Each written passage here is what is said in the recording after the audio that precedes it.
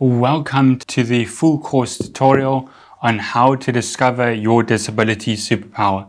Throughout this full tutorial, you are going to learn how your superpower, how it lies within you, how to overcome your past, present, and future self, how to come to terms with your past and present self and to look forward to the future, why your past experiences are the best and why they have shaped you into the person you have become, how all your experiences shape up and shape you into the person that you need to accept for yourself, and last but not least, how you can accept the new version of yourself and all the abilities and everything you learn. So my name is Andrew Gadd. I was born with cerebral palsy, a physical disability from birth. I weighed 500 grams and the size of a pen. So if you put a pen in your hand, that was the size of me, and the weight was a block of butter.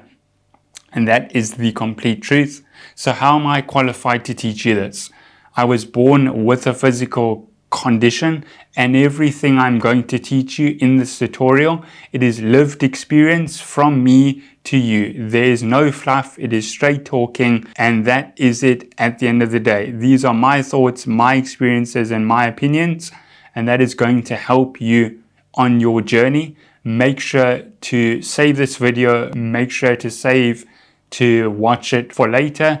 Also, let me know where you are dialing in from or where you live and your physical disability, and make sure to download the free workbook within the description that will give you some helpful tips and reminders for you to go forward and to go forth with this tutorial in its entirety. Make sure you're in a quiet room, you have a notepad near you, and if you're able to take any notes, make sure to take as many notes as possible. So some quick wins. Your disability, it is actually a superpower because there are people around you who are using their disability to their benefit. It's just you haven't found out a way how to do that. Why your mentality is a superpower. Why the way you've been brought up, your resilience, your determination, your motivation. You might think those things are small, innate things that are not important to you. However, that shapes the whole being of you and who you are as a person. Never forget that.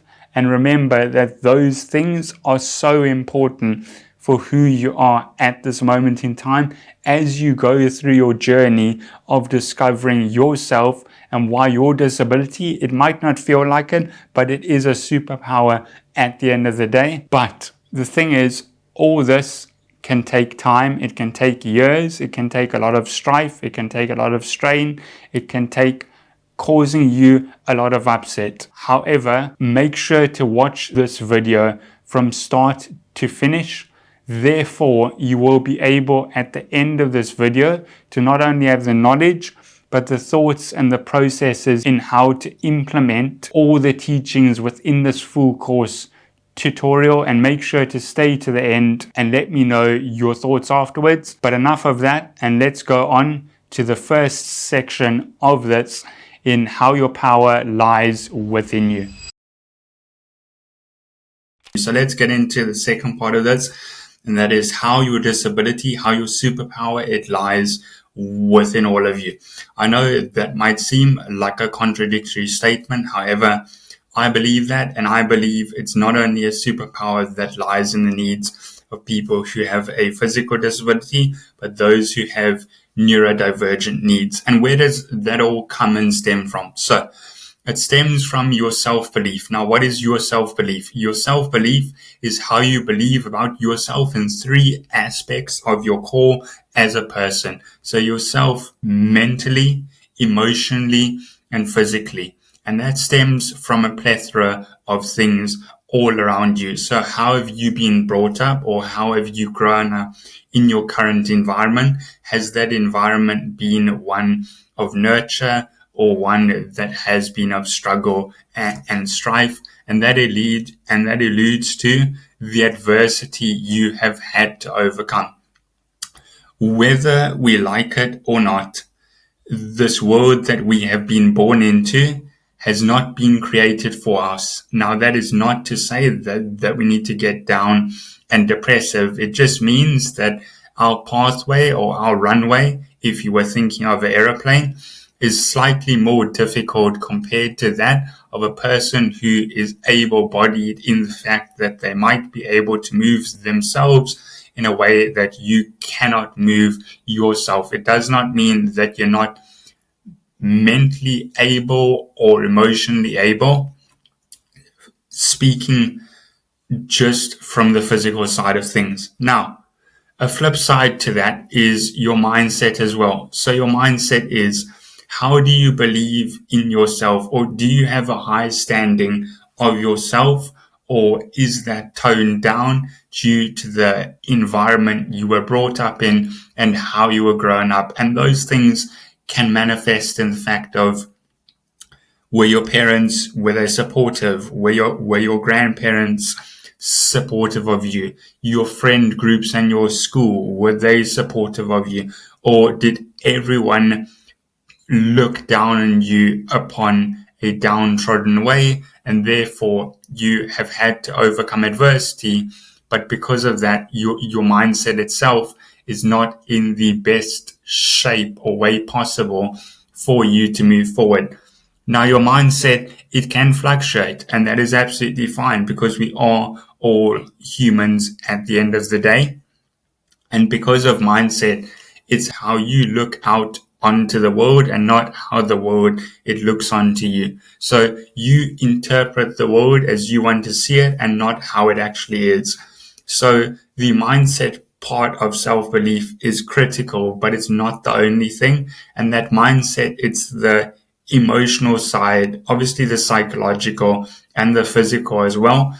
Even if you have an impairment, if you try, because of your mindset, then that is the most important thing. Whether, as if your mindset is closed off already and you're thinking, I can't do this, there's actually no point, then unfortunately you will never do it, because it starts with how you think about yourself in your mind. And further to that, it's your ingrained beliefs as well. So it's your belief systems, how you think about yourself, but also, do you allow the thoughts and opinions of other people to influence you? Be that your parents or your teachers or your colleagues or people you assimilate with on a day-to-day basis. Are their beliefs, have they been ingrained in you to such an extent that it's hard to break that cycle? For instance, if you have a physical disability and somebody has said to you, you'll never be able to ride a two-wheeled bike or a three-wheeled bicycle, and that was reinforced by everybody else that was around you, you therefore believe it to be the truth and the spoken word, because you know no different. And it's only when you start to question those ingrained self-beliefs within you that you actually start to see, there's a power within me that is so untapped because of the way I've been brought up, because of the adversity I've had to overcome, because of the way I think about myself and other things, and my ingrained beliefs as a person, which therefore leads to the self-belief. But it is also, how do you talk to yourself when no one is there? So do you talk to yourself in a negative way where you downtrodden yourself and you say you can't do things? Or do you talk to yourself in a positive way? Hey, let's just give this a crack and let's give this a go and see where it takes us. We might not have a plan, but we might be able to actually do something. And it's in those quieter periods when you are enveloped by noise that becomes the most difficult at the end of the day, because it allows your mind to wander. And because of that, it allows you to think of all these negative thoughts or all crazy ideas, or harp back to emotions and memories that might be negative. However, because you see yourself in that state now, it provides a bit of comfort for you. Now, what I'm going to draw as well further to that, it's, sorry, so it's you versus you.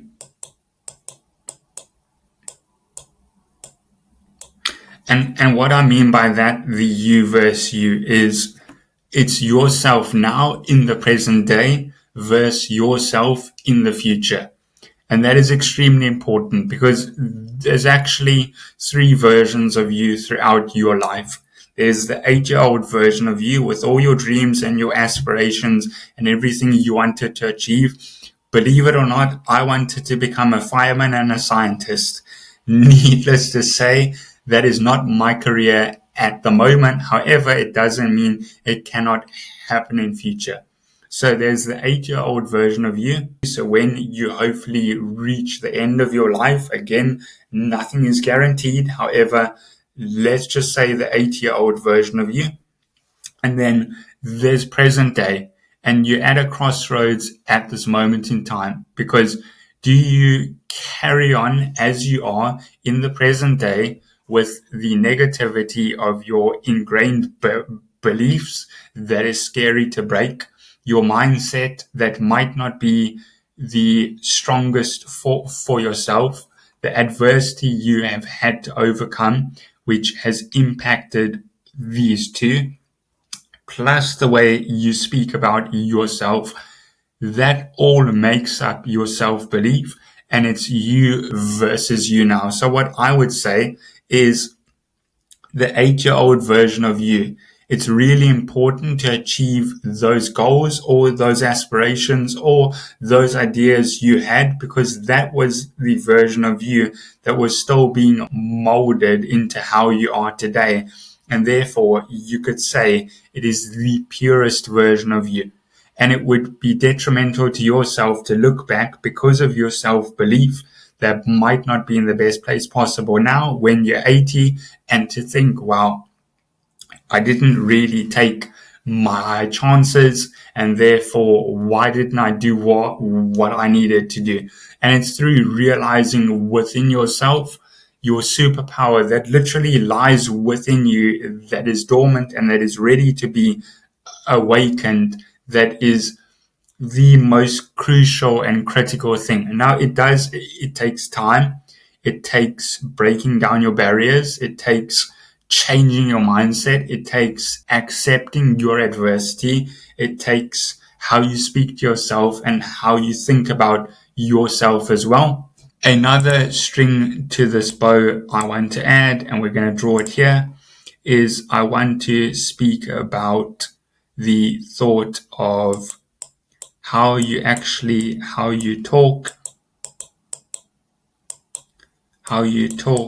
to other people. So how do you actually talk to other people on a day-to-day basis? And that might seem trivial, but is that in a positive way? Is that in a negative way? Is that in a way that is subdued for yourself because you are too scared to tell people about your thoughts and dreams because you have either had the crushing blow of negativity or pushback, or when you're speaking to other people, the way you speak to them, would you like to be spoken to? And that is not to say that you cannot express your thoughts and opinions and your mindset. It is just to say, speak to other people the way you would like to be spoken to. And that comes from the self-belief within yourself. So if you see your friends or colleagues or your family or your great-grandparents around you and they are not in a good mood or they're upset or frustrated, speak to them as if you wanted to be spoken to that way yourself, because that will just reinforce within yourself all these touch points we've spoken to or spoken about already. And the last thing I'm going to speak to before we go on to the next section is I'm going to speak about the fact now is probably the best time to lean into yourself.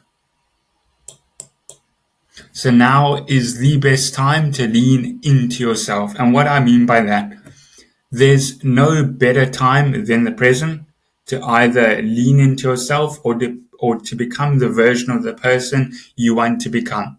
And that it really stems from the self-belief part and realizing the gargantuan amount of power and strength you have and thinking, I need to accept myself now because other people may not accept me, but at the end of the day, I have to live with myself 24 hours a day, whether you like it or not. So it's important to be your best friend, to be friendly to yourself, to be kind to yourself, and to really lean into yourself and what makes you you. Because people will either be drawn to you or they will not. And that is up to them. It is not up to you to bend to their will or to know or to think, what will they think of me? And I just want to close up with a quote of Theodore Roosevelt that sums it up beautifully. If you can believe in yourself, you are halfway there, and that is it. So that is half the battle. So that is to wrap up the second part of your self-belief. And now we are going to your physical, your mental, and your emotional state and how to unpack that. So now we know how your power, how it lies within you from what we went over the last time. Now we are going to unpack your mental, your physical, and your emotional state. And I feel as a person with a disability, you have three inherent states.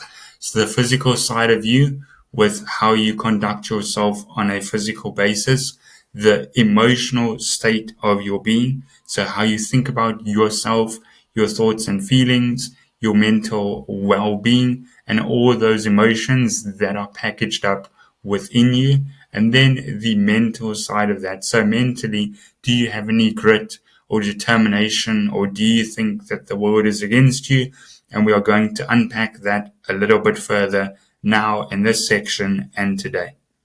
The first section I want to go over is your emotional state, and this is going to be based on three types of questioning. So the first basic questions is, why do you have the feelings you do? So if you have the feelings of frustration or anger or apathy or self-doubt, why do you have those feelings? It's not just inherently, oh, I have these feelings and that is it. Those feelings serve a purpose, and it's because of that purpose that you feel that way. So it's really important to unpack those feelings and to write them down and to speak to other people as to why you feel the way you are feeling.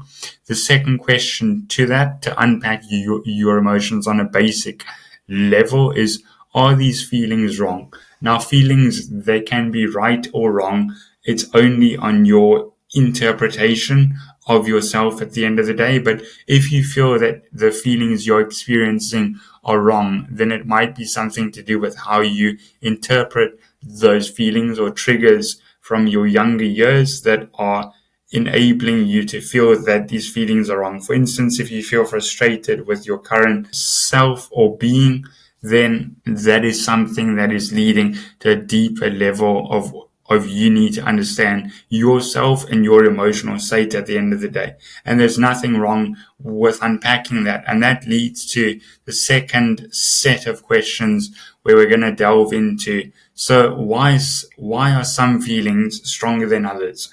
And what I mean by that is, when you have frustration versus your happiness, why would your feelings of frustration be deeper and more ingrained than your feelings of happiness? Does that come back to your upbringing? Does that come back to the way you are perceived and accepted by others? What is making you feel the way you do for certain types of feelings and the way you feel for yourself? And second to that is, how do you process these? Do you process them through frustration, through aggression, through shouting at others, through feeling down or in a depressive state? how are these feelings processed? Because the procession or process of those feelings are really important, not only to unpack them and to process them, but also to come to grips with your feelings and emotions and to accept them at the end of the day for you to move forward. And lastly, as a thought-provoking question before we move on to the next slide is, how and why should you lean into your key feelings or your traits? And what I mean by that is, if you have feelings that are stronger than others, so for instance, you feel a lot of frustration instead of self-doubt, why should you lean into that frustration as opposed to going back from it or retreating from those feelings that you feel stronger about?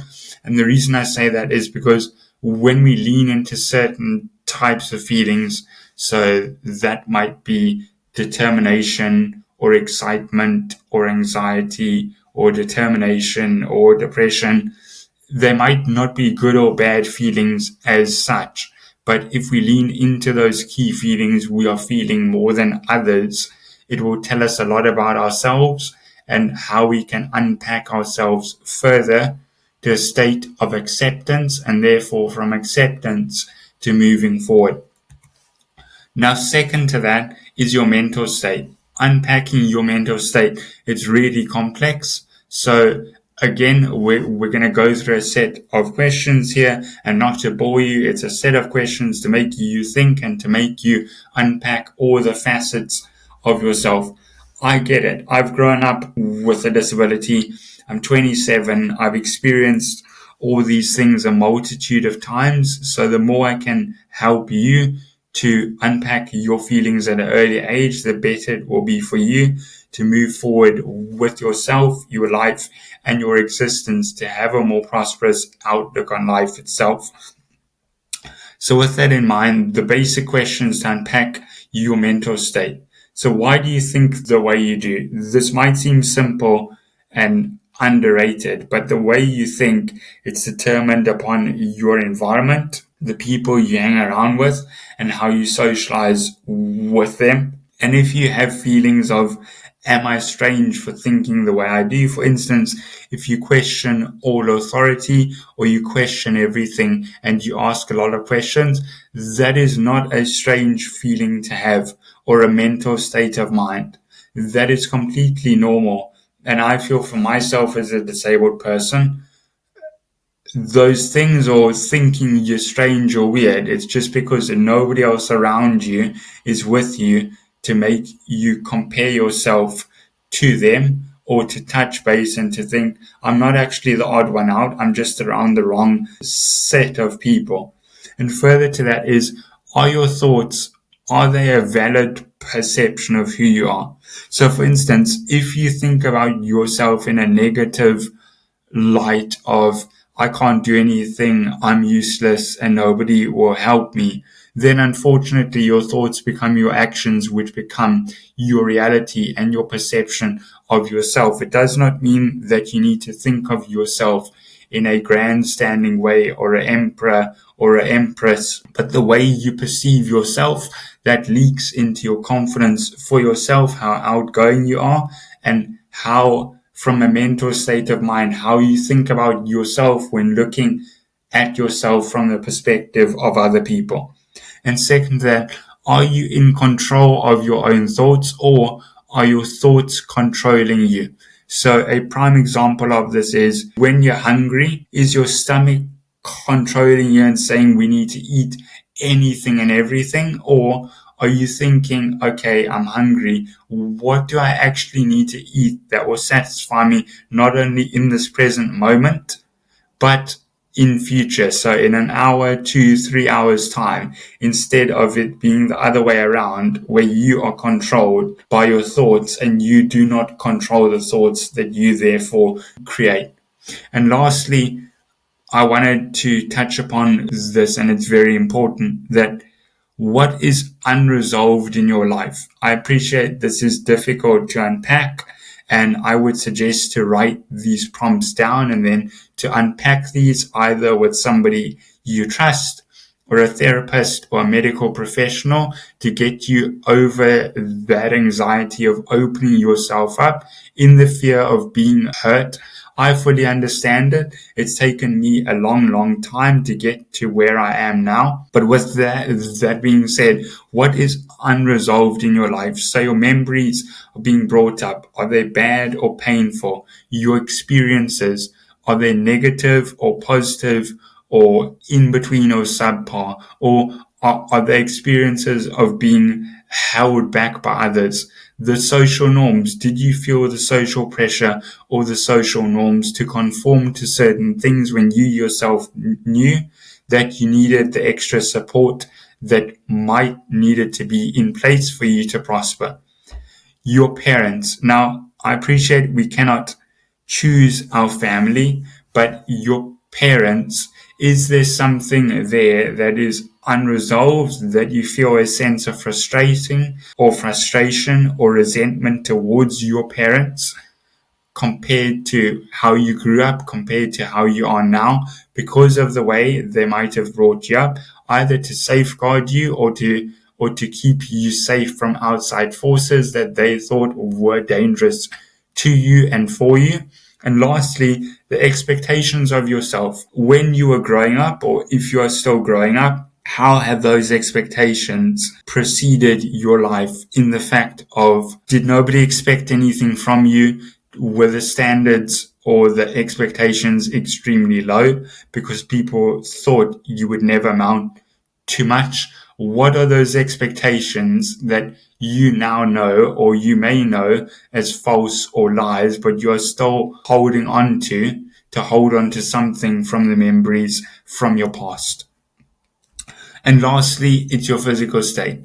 I do not know you as a person or the person who is watching this about your physical state, but I think it's important to not shy away from the physical state of a disability, be that either through a physical impairment or through a neurodivergent need. And this is really important because how we physically perceive ourselves is how we carry ourselves in person, and therefore how other people interpret us and how they interpret and perceive us as people from face value. So 3 basic questions to ask. Are you physically aware of your needs, or are you denying your needs for yourself for the fear of judgment or the fear of opening up and accepting your needs? What is your self-impression of yourself? So that comes back to the mental side of things as well. So physically, if you are able to walk or you are physically able to move, what is your impression of yourself? Do you hate the way you move about, or do you like the way you move about? If you viewed yourself from that of other person, where you are now and how you present yourself, would you take pity on yourself, or would you find yourself a sense of inspiration and excitement for others? And also, do you feel excluded either physically from yourself or excluded by others in the fact that you might not be physically able to do something? However, for instance, to play some football, but you might be able to help out in other ways through management or through logistics or through something else that does not require the physical state of you being present. The deeper questions that are a little bit more probing. So what is heightened when it is highlighted by others? And this is, for instance, the physical state. So let's say, for example, you want to play some football and somebody says, oh, you can't play football. You physically can't move. What is highlighted or heightened for you? Are those emotions and the physical perception of frustration, or is it anger, or is it the resentment? What is heightened for you that is highlighted by others, where it completely shifts and changes you as a person and changes your mind and your outlook to not the most pleasant or positive space? That is really important to unpack. And trying and failing for you specifically, do you feel they are the same thing? or are they different? I know my answer, but it would be great for you to unpack that for yourself and to let me know via email what you think the difference is between trying and failing. And lastly, from the physical side, is your barrier, is it purely physical, or is it mental, or is it a mixture of both? As I alluded to on the left hand side, a physical impairment can be physical, but it can also be mental as well, in the fact of if other people have said to you, you will not amount to much, that will mentally imprint in your brain that you physically feel, oh, I can't do anything. When in the fact, depending on the country you are in and depending on the support you have, there is nothing that you cannot do that somebody else can. So is your physical impairment, is it purely physical, or is it a mental barrier as well? And is it physically impossible to do the thing you want to do? For instance, for myself, people said to me, I'll never be able to ride a bicycle. Lo and behold, after lots of trial and error, I've learned to ride a bicycle and I've done quite well in cycling itself. So is it physically impossible for you to do what you physically want to do, or are the means and the accessories not there for you to achieve what you want to set out and do at this moment in time? And lastly, do you cope with or process your physical pain? And what I mean by that is, if you fall or you cut yourself or you scrape yourself, do you cope with the physical pain of, okay, I'm sore, I'm rattled, and let me bury it and get on with it? Or do you process it? So do you think, okay, I fell, I'm okay. Why did I fall, or how did I fall, or what led up to me falling, and how can I process the physical pain of, ouch, it's sore, or I don't want this again, to remind me to be more aware, or to remind me of the fact that something has occurred, and therefore because I've processed it, I'm more aware in the future of what will happen if I follow these exact steps. But anyway, guys, let's get on to the next section.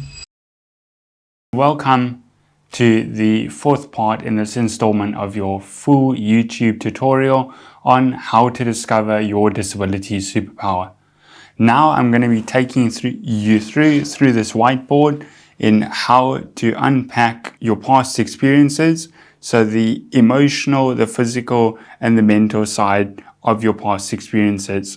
I appreciate that this is extremely difficult for one and for a person, but through this whiteboard, hopefully this will help you to unpack your past experiences, to come to terms with your past experiences, and to help you overcome whatever you are going through. So make sure to grab a cup of tea or a brew or something and buckle up for the ride. All right, guys, so let's get straight into it. So on unpacking your past experiences, the emotional side of that. So what does that detail? So at the end of the day, the emotional side of it, it can detail the teasing, the anger you felt, the people that made you feel this way, what you felt and why you felt this way, and why that is extremely important to accept and come to terms with that previous emotional side of yourself. Is whether we like it or not, our emotions, they rule us and they rule our decisions and what we go through on a day-to-day basis, on an hourly basis, and how these things, how they affect us and change us either for the better or for the worse. Now, that does not mean to say that we need to brush over our emotions and what they feel for us. So for instance, I was teased when I was growing up, and that was through the virtue of name calling and through making fun of how I walked, and that therefore it led to anger, and then it made me feel the resentment towards those people, and then it made me question and think, why am I actually feeling the way I'm feeling? And is it the right way to do things or to feel? Now, there's no right or wrong way, but if you do not accept the emotional side first, then that will be detrimental to you, to yourself, and your ability to accept everything and to move forward. So second to that is the physical side. Your personal understanding of yourself. Was that from yourself, or was that from the fact that you did not feel you had the physical ability to do things, or for things to move forward for yourself at the end of the day? And why that is so important is, with the physical side of things, it's obviously part of us. Either if you have a physical need or impairment or a neurological need, it's physically there at the end of the day. So the physical side of it, to overcome everything and to accept yourself as a person, it's really important that you take action in talking about it and unpacking it, as we unpacked in the last part of this video on the PowerPoint slide.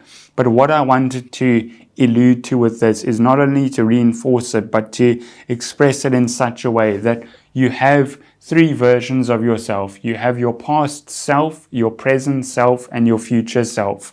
And in order for you to come to terms with the emotional side of yourself, and now the physical side and the mental side, which we will unpack, that in itself, you need to take what you previously thought was wrong with you, or what you previously thought you could not deal with, or unpack in a sustainable and sensible way.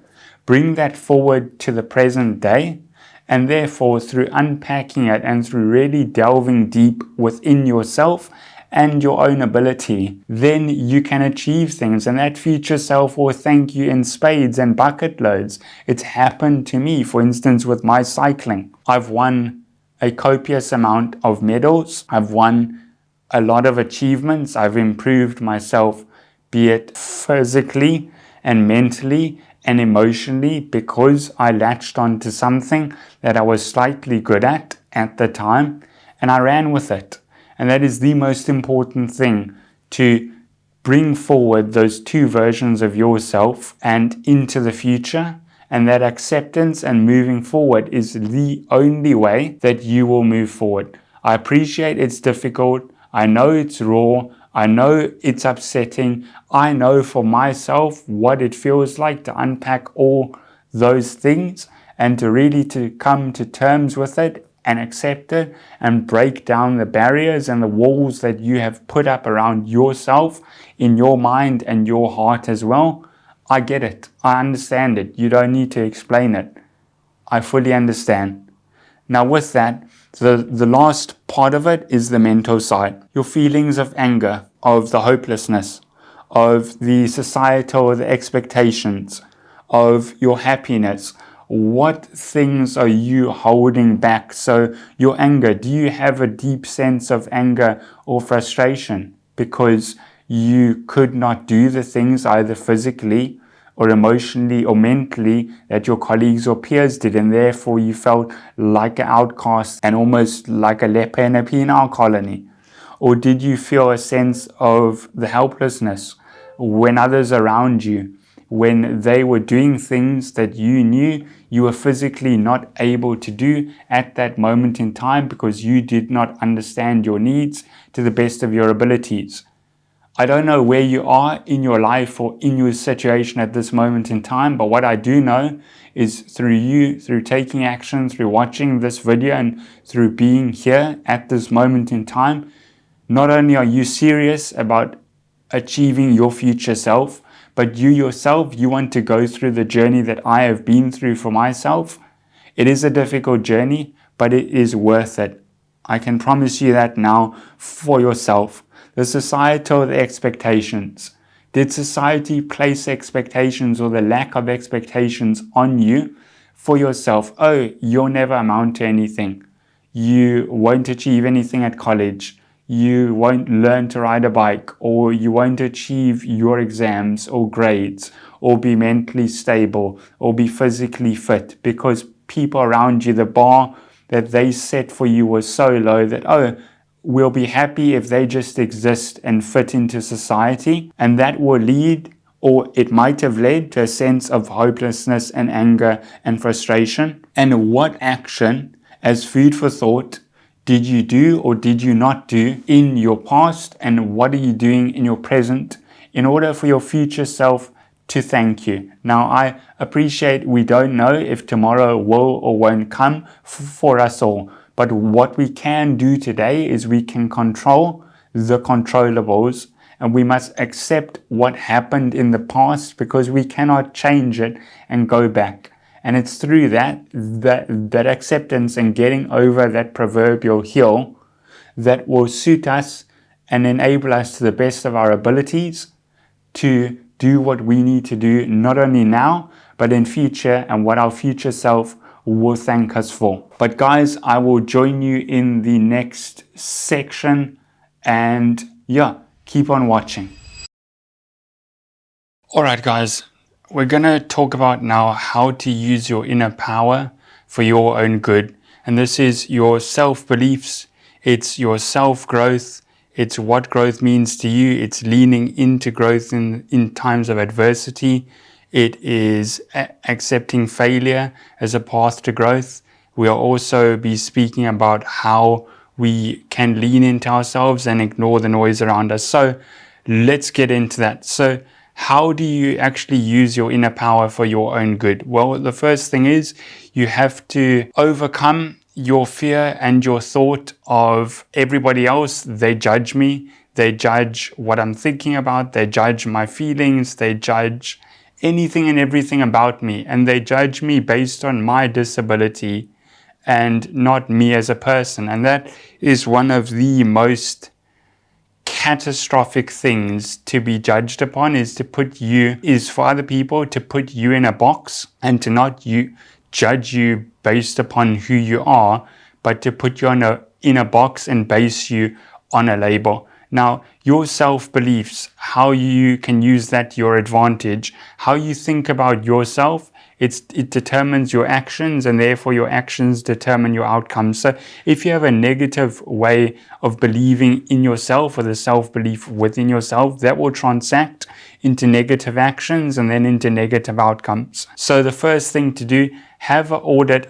How do you believe in yourself? Or if you speak to others or people you can confide in with, how do they believe in you? And take those on board and really think about, who am I now versus who do I want to become when I am 80 years old? So that is self-belief.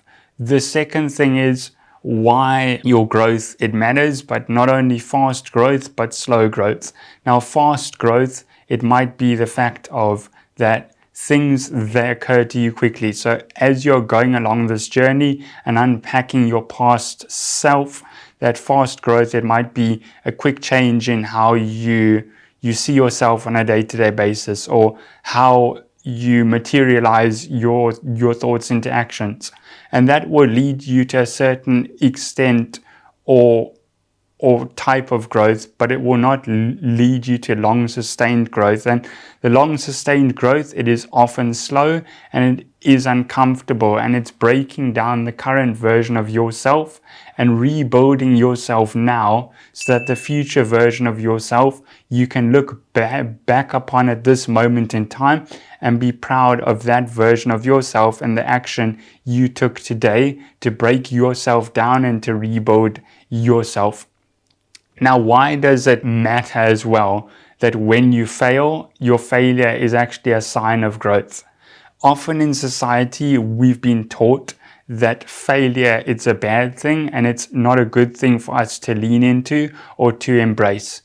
But think back when you were a child and you were trying things at an early age that others, they might have exceeded upon because they might have been able-bodied, or they might have had a supportive environment or the structures in place for them to do so.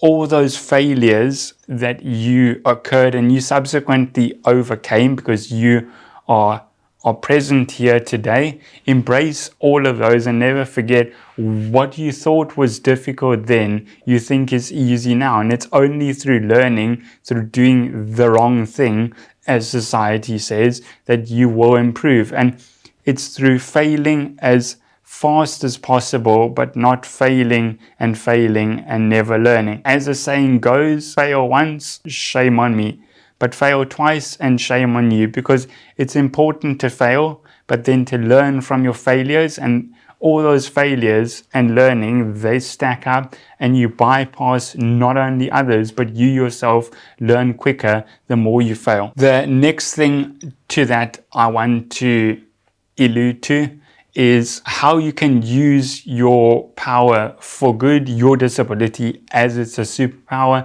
and how to lean into that constructively is to help and to teach others. This might be counterintuitive, or you might be thinking, how does this come into the picture if I myself am trying to rebuild myself from the ground up? There will be people who are always behind you and who are always ahead of you. And that is just life the way it is. However, learn from people who are in front of you and help the people who are behind you, because often as humans, we do not fully understand or grasp a subject if we ourselves do not speak or teach about that subject to others.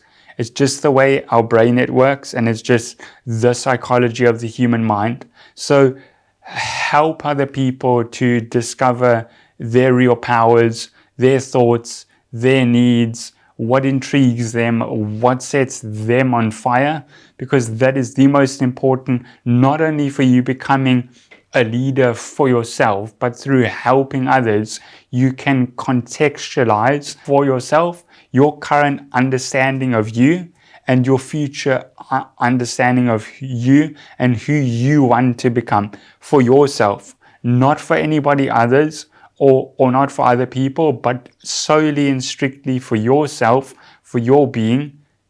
And there is a reason behind that, and never forget that reason as well when you are teaching other people, that there is always a reason behind each and every person why they go on this journey to find them true selves and to banish their past version of themselves, work on their present version, and then go forth to their future version. And that is what I would say we are going to go on next, on how to deal with your past, your present, and your future self in terms of your physical being, your mindset, and your emotional side of yourself. So hope that was useful, guys, and do stick around.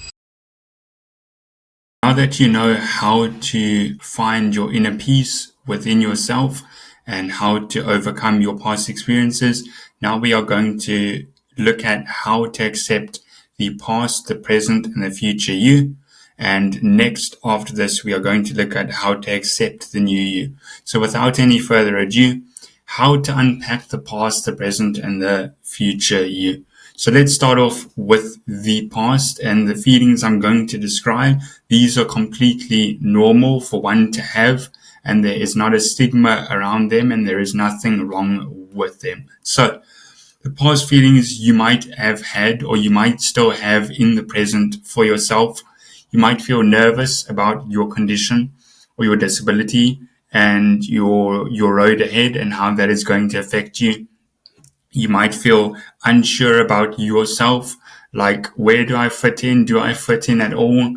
How do I navigate myself and my disability? Because at the end of the day, our disabilities, they are dynamic and we have to adapt to them. It's not the other way around. So it's completely normal to feel unsure, and then packaged onto that, you might feel shy because you might think, who will accept me with my disability and what I have to offer to others? You might feel frustrated as well that your disability is holding you back, and there might be a fight within your brain that your brain, it wants to do so much more, but your body is holding you back, or maybe vice versa if you are neurodivergent. And with that, a lot of frustration it builds, and that is more than normal, because as humans, we want to progress, we want to do things, we want to build things, and we want to move forward with ourselves and not feel in a state of stasia or just a state of idle. And then it becomes the impatience, because if there is not a clear road ahead, then what happens is, of course, you become impatient from your frustration, from your shyness, from feeling unsure and nervous. And that means that you might feel that you're lost and scared. And that is completely normal, especially as you're growing up and trying to navigate your disability as well, to feel lost and scared and to not have anybody around you who might have the same condition to bounce off or to seek ideas from somebody who's further along the road. That itself is extremely scary. And then the self-criticism, it comes from that as well, that you might be feeling, I'm useless, I'm terrible, I can't do anything because other people have told me that I can't do anything. But it's through firstly accepting those past feelings that is the most important, and that moves us on to how you unpack yourself presently, where you might have accepted those past feelings, or those past feelings you still might need to accept. And what I recommend is scribbling down all those past feelings and unpacking all those past feelings for yourself and the reasons why you're feeling like that, because it is something deep down within inside you. Now, further to that, you might feel excited for the future, and that is absolutely great. And if you don't, that's not a problem at all. You might just need to come to that realization of excitement. You might feel nervous as well. You might feel doubtful and thinking, where do I actually lead? How can I lead a quote unquote normal life for myself? I feel that the thing I'm trying to do, or the person I'm trying to become, will stay true to myself. I'm going against the grain and the self expectations of not only myself and how I have been brought up, but maybe against the self expectations of your family and your parents, which is extremely difficult, because there are always two sides to a person. The one side is, I will do whatever I need to do. And the other side is, I want to please my parents at all costs for the way they have brought me up and how they have raised me and managed to get me to this point in my life. And that is completely normal as well, to feel those things. And then you might also feel a sense of self-belief, and the self-belief within yourself to think, I can actually achieve anything. I've come so far in my past self and in my present self at this moment in time that I can actually achieve anything that I set my mind to. And that is the most important. If you set your mind to a destination and you've overcome a certain amount in the past, then you know you have that self-belief to achieve anything. Unfortunately, you have to block out all the noise from other people. You can feel excited, but you have to block out your nerves and your doubt and going against the grain and your self-expectations, because all that will cloud you from your vision and what you are trying to achieve within yourself. And lastly, we come to unpacking the future you. And that is not only when you have accepted the past and the present versions of you, but it is when you have internalized those feelings of your past self, of your present self, and then your future self. You will come to a stage through going out through being true to yourself that you will be self-confident. You will be mature in yourself. And it's not being arrogant in being self-confident. It's thinking, I accept myself for who I am. And that is the most important, because you need to live with yourself 24 hours a day. No other people, they might live beside you for that amount of time each and every day, but you have to live with yourself. So there's nothing wrong with being confident in your own abilities, and confidence, it doesn't stem from the fact that you might not need any assistance. It stems from the fact of, okay, I need assistance, but so might other people. And maturing in the fact of, people are either going to accept me or they're not going to accept me. But whether they do or they don't, that is for them to decide, and that is not for me to decide. Now, your resilience or being resilient is important as well, because your past and present self, it's important, your future self, you do not harbor feelings or internalize feelings of frustration or bitterness or animosity towards other people, because your resilience, it's your maturity at the end of the day. It's not the bitterness that you hold inside of you and now you're thinking, okay, I'm at this stage in my life, I'll show everybody else. That is not resilience. That is just anger and bitterness, which I can promise you now will get you nowhere. Two last things to touch on, which are important. You might feel determined, or you might feel you have determination from overcoming what you have overcome. Use that determination and your resilience and your maturity and the self-confidence you have cultivated to forge forward, to help other people, because in life, you might be in a certain point in time, but there's always going to be people who are ahead of you and who are behind you. And the worst thing for yourself is to internalize all your knowledge, because if you share all your knowledge, eventually it will come back in bucket loads. Be that through the people you meet, through the opportunities that are opened up to you, or through how you conduct yourself as a person and the growth you achieve in the future. So help other people, share your knowledge and your experiences with other people, because we all need a helping hand at the end of the day. And it might feel unfair if you yourself never receive that for your past and present beings of yourself, but to help other people for your future self and your future feelings, there is no better feeling than that as a human being. Anyway, guys, next we're going to go into how to accept the new version of you. Alright guys, welcome to the last part of this tutorial in how to change your disability, in how to discover your disability superpower. And that last part is how to accept the new you.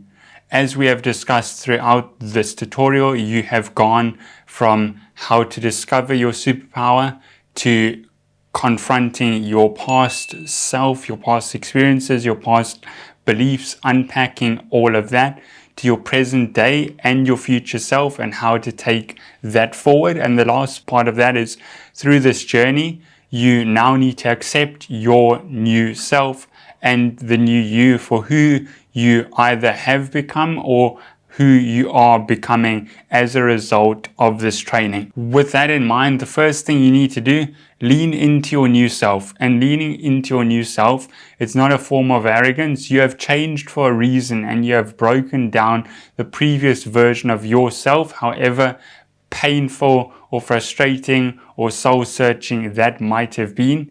You have formed a new version of yourself. Just like a caterpillar, it turns into a butterfly. You yourself have changed throughout this tutorial, hopefully for the better for yourself. And you need to lean into that. So lean into your confidence, lean into your thoughts, lean into your memories, lean into who you either are becoming or who you have become. And with that, it comes with a sense of self-belief as well. And self-belief, it is not the arrogance of oneself. It is believing in oneself when nobody else will. And that is self-belief in a nutshell. If you believe in yourself, nobody else can take that away from you. So have that self-belief through how you have changed and how you have confronted stuff for yourself. The next thing is, you might be going through some physical changes as well. As you lean into yourself, you might feel senses of frustration, and that might manifest itself either in physical altercations or outbursts, or lifting more weights, or getting stronger, or being more physically verbal and present with others, not in a rude way, but in a way that is more confident and more mature as a result. That is not a bad thing, as long as you do not hurt or harm anyone else.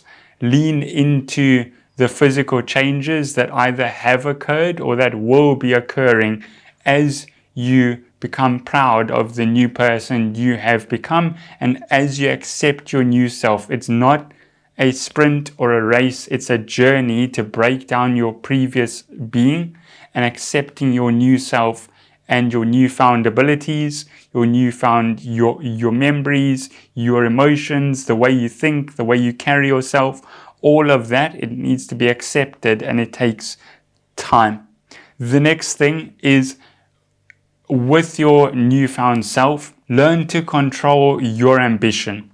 As you've gone through this process from a high to a low, steadily climbing to a high, and now you have settled and now you're stable, learn to control that ambition, because you will be bouncing off the wall with ideas, with thoughts, with ways of changing the world, with ways of spreading the help that you have learned to other people. That is great, but learn to control it, and you control it. It does not control you, because if it controls you at the end of the day, then that is not ambition. That itself is stress, and that stress and anxiety will lead you back to your prior self. With that in mind, with your ambition, there's no point in being a librarian and keeping everything up here. Execute on your actions for the ambition you have. And it's not a 100-meter sprint. We need to break a world record and then you're done. It's more of a marathon with checkpoints day after day after day.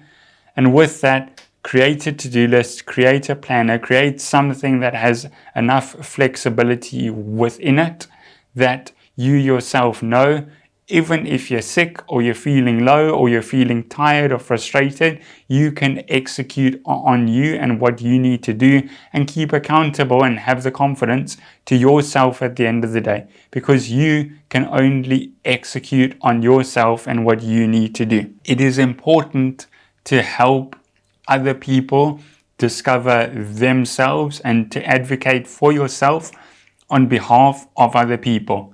Just because you have gone through this journey, it doesn't mean that everybody else around you or who you may know or who you are yet to get in contact with has gone through this journey. So learn to advocate for yourself, have the confidence within yourself, as well as learn to advocate for others, but help other people along their journey.